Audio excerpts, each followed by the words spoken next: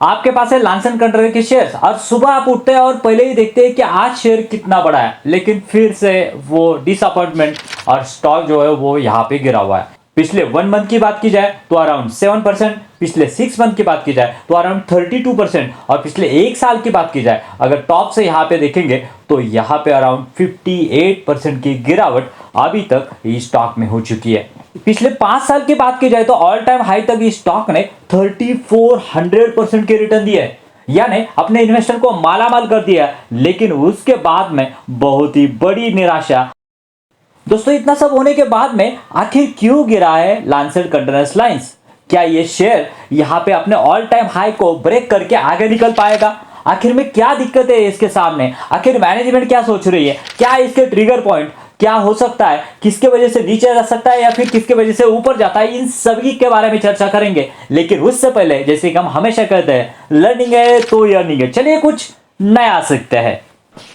दोस्तों पहले तो इस कंपनी का फास्टली ओवरव्यू करेंगे, जिससे समझ में आएगा कि बिजनेस मॉडल क्या है और इसके सामने चैलेंजेस क्या है और क्या हो सकता है सिनेरियो। देखिए ये हमें यहाँ पे शिप दिख रहा है और शिप में बहुत सारे कंटेनर दिख रहे हैं। ये शिपिंग फॉरवर्डिंग का काम करती है और ये कंपनी जो है वो कंटेनर ओन करती है, लीज पे देती है और एक कंट्री से दूसरे कंट्री में भेजती है और उससे उनको जो है वो रेवेन्यू आता है। ये है उनका रेवेन्यू मॉडल।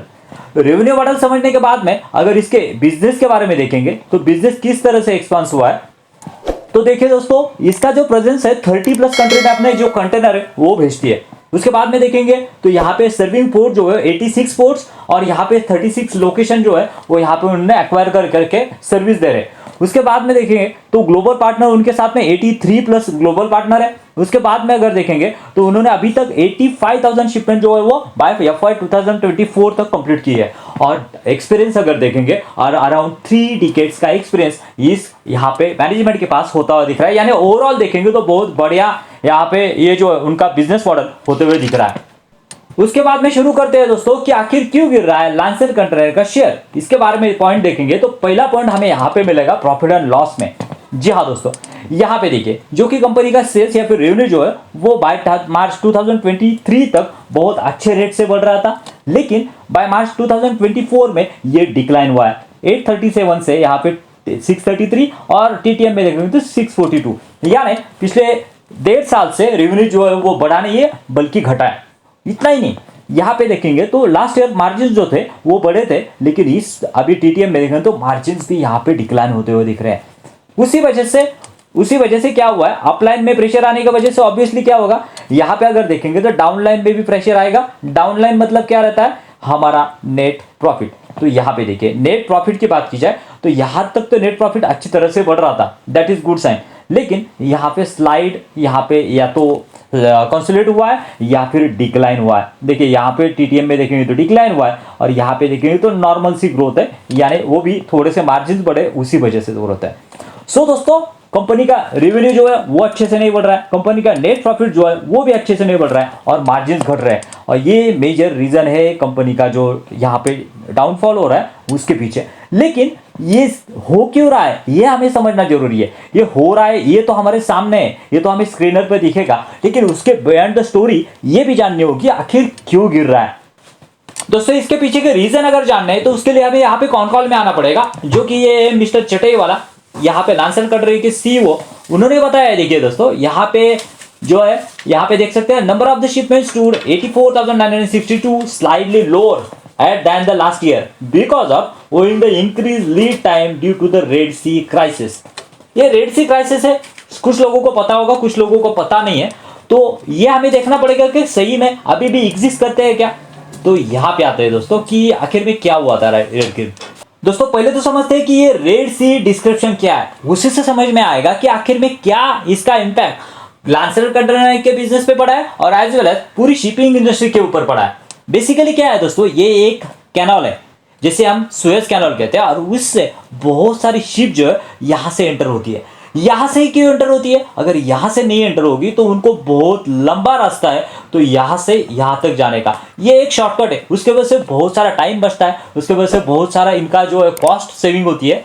और लेकिन ये सब सही चल रहा था, लेकिन एक्चुअली बीच में ही क्या हुआ, हाउती करके एक टेररिस्ट यहाँ पे ऑर्गेनाइजेशन है, उन्होंने ये जो शिप आ रहे हैं ना उनके ऊपर हमला करना चालू कर दिया। और हमला करने की वजह से क्या हुआ है, बहुत सारे शिप जो है वो यहाँ पे अटक गए। उसके बाद में ये सब जो डिस्क्रप्शन हो गया, और उसी वजह से अभी जो एग्जिस्टिंग शिप है ये इतना रिस्क नहीं लेना चाहते कि यहाँ पे पूरा जो है उन्होंने बहुत सारा करोड़ों का अरबों का यहाँ पे माल जो है उनके साथ में गैदर किया रहता है। तो अगर यहाँ पे रिस्क नहीं लेना है तो उनको ये लंबे रास्ते से जाना होगा। और उसी वजह से क्या हुआ है, उनके कंटेनर अगर इतने लंबे रास्ते से जाएंगे तो उनको टाइम लगेगा, और टाइम लगने की वजह से कॉस्ट भी बढ़ेगी। और एक मेजर वजह कि उनके जो कंटेनर थे वो जल्दी से यहाँ पे अनलोड होके फिर से खाली होके इनके पास जाते थे, वो रोटेशन टाइम जो है वो बढ़ गया और उनका बिजनेस यहाँ पे स्लो हो गया। दोस्तों ये जो है वो पहली तो बात सही हो गई, लेकिन इसका इम्पैक्ट बाकी के भी यहाँ पे जो उनके कॉम्पिटिटर है उनके ऊपर भी पड़ा होगा। वो पड़ा है क्या, वो देखने के लिए हमें पीयर कंपैरिजन में आना होगा। देखो दोस्तों, इसके पेयर्स की बात करें तो ऑल कार्गो लॉजिस्टिक इनका एक यहाँ पे कॉम्पिटिटर है। यहाँ पे देखिए इनका सेल जो है वो यहाँ पे बढ़ रहा था, लेकिन इतना भी नहीं बढ़ा है जो कि यहाँ पे घटा है। देखिए दोस्तों, यहाँ से कंपनी का सेल जो है वो घटा है, उसके बाद में मार्जिन भी यहाँ पे घटे, और यहाँ पे नेट प्रॉफिट की बात की जाए तो उनकी थी वाटी लगी है, यहाँ पे 653 से डायरेक्ट 25 तक आया है, यानी बहुत बुरा इंटरप्शन यहाँ पे हुआ। उसके बाद में यहाँ पे अगर आते हैं दूसरे कंप्यूटर के ऊपर जो कि बहुत बड़ा प्लेयर है, सबसे इंडस्ट्री का बड़ा प्लेयर है यहाँ पे कंटेनर कॉर्पोरेशन में। यहाँ पे देखिए इनका सेल जो है वो यहाँ पे बढ़ा था, लेकिन उस तरह से नहीं बढ़ा है जिस तरह से बढ़ना चाहिए, जस्ट ओनली 200 करोड़ तक बढ़ा है। यहाँ पे देखेंगे तो अराउंड यहाँ पे 500, 600 या फिर 1000 करोड़ तक बढ़ा था। उसके बाद में मार्जिन भी उतने ही है, लेकिन यहाँ पे देखेंगे नेट प्रॉफिट जो है वो भी यहाँ पे स्टेडी है, या फिर 10-12 करोड़ से ही बढ़ा है, जो कि अराउंड 100 करोड़ या फिर डायरेक्टली डबल होता था। यहाँ पे देख सकते हैं, यानी इस डिस्ट्रप्शन का जो लॉस है बाकी पीयर्स को भी हुआ है। ये एक पहला और मेजर रीजन है दोस्तों। और एक बहुत बड़ा थ्रेट है, वो मैं आगे आने वाले कुछ मिनटों में आपको डिस्कस करूंगा, जो है बिजनेस से रिलेटेड नहीं है, दूसरे से रिलेटेड है। लेकिन इसका और एक अच्छा पॉइंट मुझे लगा इस कंपनी का, जो कि मैनेजमेंट ने अभी भी डिस्कस किया है, उसका डेप्थ। दोस्तों, अगर यहाँ पे कंपनी के बैलेंस शीट पे आते हैं तो यहाँ पे देख सकते हैं कंपनी का बोरिंग जो है वो इनिशियली बढ़ते बढ़ते गया था, लेकिन यहाँ पे घटा है। और घटा है तो कौन सा घटा है, ये बहुत ही इंपॉर्टेंट रहेगा। शॉर्ट टर्म में तो कोई दिक्कत ये नहीं है, लेकिन लॉन्ग टर्म का है तो बहुत ही अच्छी बात है। देखिए दोस्तों, यहाँ पे बोरिंग जो है वो 264 से 94 करोड़ तक लेके आई है, जो कि किसी भी कंपनी के लिए अच्छी साइन होती है। लेकिन इन्होंने ये कर्जा चुकाया कैसे, वो देखने के लिए हमें यहाँ पे आना होगा। सो हम यहाँ पे देख सकते हैं, the company rise $30 million through the foreign currency converted into the bond. इन्होंने क्या किया है, यहाँ पे कन्वर्टेबल बॉन्ड्स लिए हुए बिजनेस एक्सपेंशन पर्पस के लिए, और वहां से क्या किया है, यानी $30 मतलब कितना होता है दोस्तों, ये देखने के लिए अब अगर हम कन्वर्ट करते हैं इसको तो यहाँ पे देख सकते हैं ये अमाउंट जो निकल के आती है अराउंड 239 करोड़। और वही अमाउंट जो है वो उन्होंने यहाँ पे डेप फ्री की हुई है, यहाँ पे देख सकते हैं, जो कि अराउंड यहाँ पे देख सकते हैं 200 करोड़ के तकरीबन यहाँ पे उन्होंने क्या किया है, डेप रिडक्शन किया। इसका फायदा क्या होगा, इसका फायदा ये होगा कि जब भी कंपनी का इंटरेस्ट जो है वो बहुत ज्यादा जाता था, वो उनको अभी कम पे करना पड़ेगा। That is the very good sign for company का विजन हमें पता चलता है कि कंपनी यहाँ पे डेप कम करना चाहती है, अपने खर्चे कम करना चाहती है, और मार्जिन जो है वो बढ़ाना चाहती है, पैट मार्जिन बढ़ाना चाहती है। That is a really good sign.